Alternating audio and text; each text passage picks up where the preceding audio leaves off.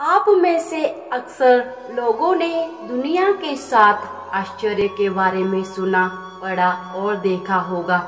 इन अजूबों में अब भारत का ताजमहल भी शामिल है।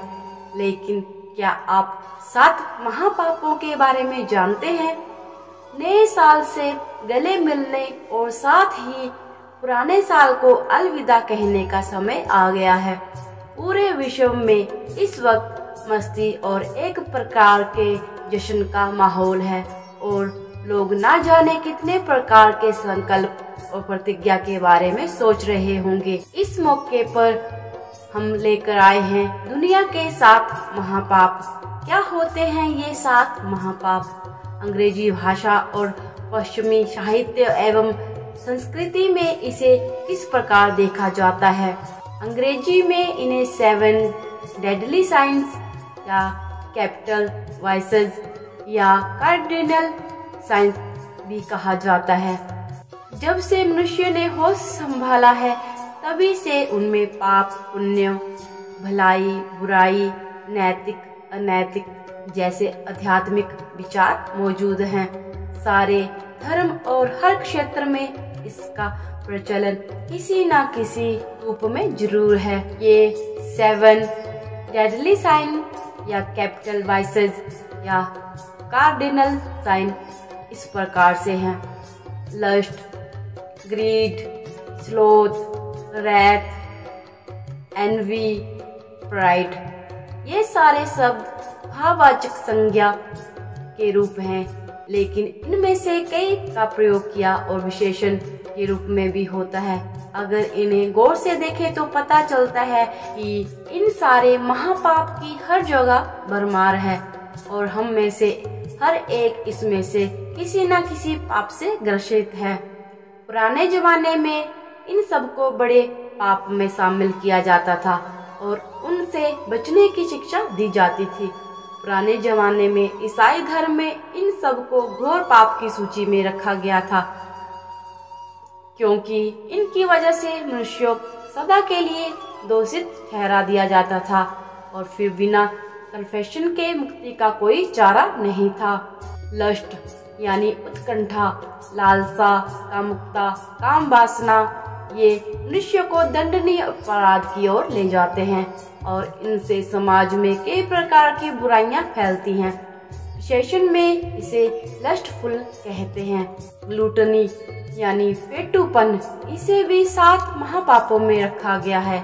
जी हाँ, दुनिया भर में तेजी से फैलने वाले मोटापे को देखें तो ये सही लगता है कि पेटूपन बुरी चीज है और हर जमाने में पेटूपन की निंदा हुई है और इसका मजाक उड़ाया गया है। ठूंस कर खाने को महापाप में इसलिए रखा गया है कि एक तो इसमें अधिक खाने की लालसा है और दूसरे ये जरूरतमंदों के खाने में हस्तक्षेप का कारण है। मध्यकाल में लोगों ने इसे विस्तार से देखा और इसके लक्षण में 6 बातें बताई जिनसे पेटूपन साबित होता है। ग्रीड यानी लालच, लोभ, ये भी लस्ट और लुटने की तरह है और इसमें अत्यधिक प्रलोभन होता है। चर्च ने इसे 7 महापाप की सूची में अलग से इसीलिए रखा है कि इससे धन दौलत का लालच शामिल है। स्लोथ यानी आलस्य, सुस्ती और काहिली। पहले स्लोथ का अर्थ होता था उदास रहना, खुशी न मनाना और इसे महापाप में इसीलिए रखा गया था कि इससे खुदा की दी हुई चीज से परहेज करना। इस अर्थ का पर्याय आज डिप्रेशन है।